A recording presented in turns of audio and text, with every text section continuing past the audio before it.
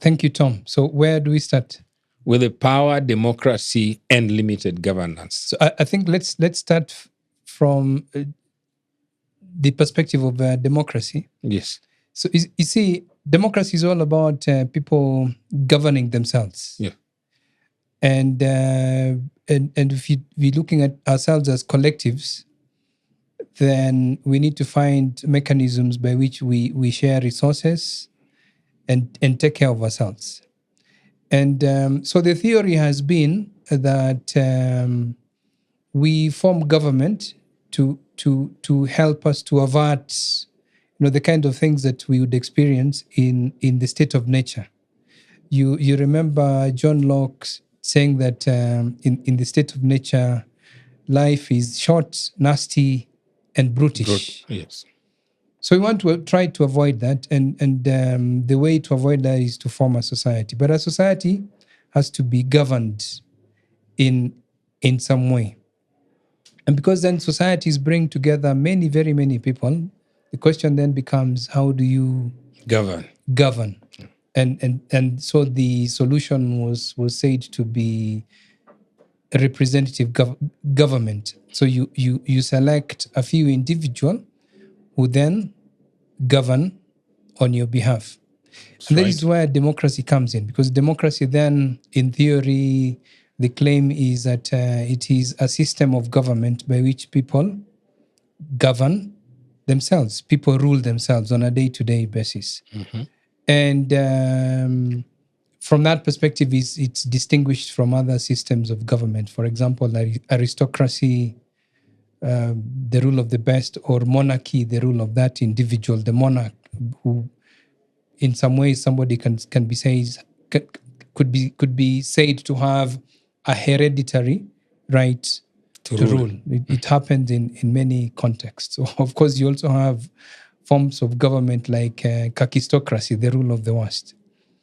So from that perspective, there's a problem that arises.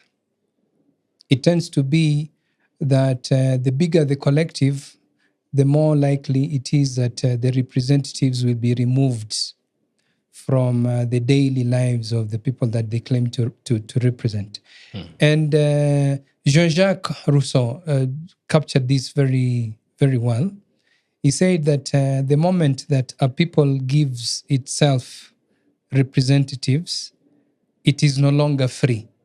It is no longer free because the tendency is then for these representatives to be out of reach and out of touch. So how do you bring them back to the people so that they do what it is that the people want them to do?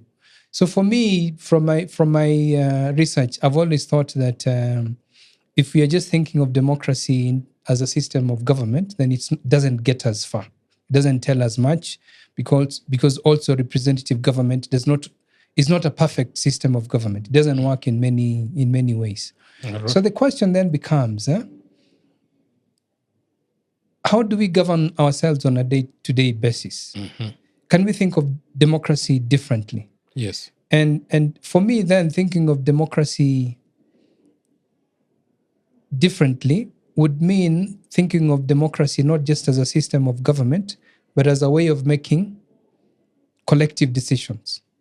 So that when people come together, they make decisions in a way that is democratic, in a way that everyone participates in the making of the decisions, and the people that make the decisions are then accountable. Okay. And so if you marry it now to theory, yes, then you can talk of direct democracy and indirect democracy. Okay. Or representative democracy. And so because of this danger that Jean-Jacques Rousseau was warning us about, you'll find constitutions such as ours now bringing in together elements of direct democracy and indirect democracy, which is the basis of Article 1 in the Constitution of Kenya, which says that power really belongs to the people. They can exercise it directly or indirectly. One way of exercising it directly is by participating in governmental decision-making processes, so that we don't just accept that our representatives have gone to some place called parliament or the legislature, and we trust that they will do things for us. But we don't trust. Is that the basis of stakeholder consultation? It is the basis of participation in legislation.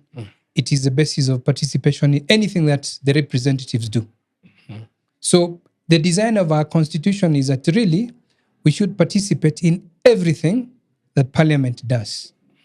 When it is making law, when it is vetting individuals for office, name it. Whatever parliament does, we should be able to participate in it. So parliamentarians then become agents of the people. And an agent, legal theory will tell you that an agent only has as much authority as the principal allows. And the principal, which is the people now, can also withdraw that authority. Okay. Which is why our constitution provides for the recall of parliamentarians. If you read the logic of Article 1 as well, you should be able to recall a president who's not performing on the same basis. So it's really a way of trying to say that representative democracy has limitations. Let us try and figure out how we address those limitations. And that is found in these forms of direct democracy.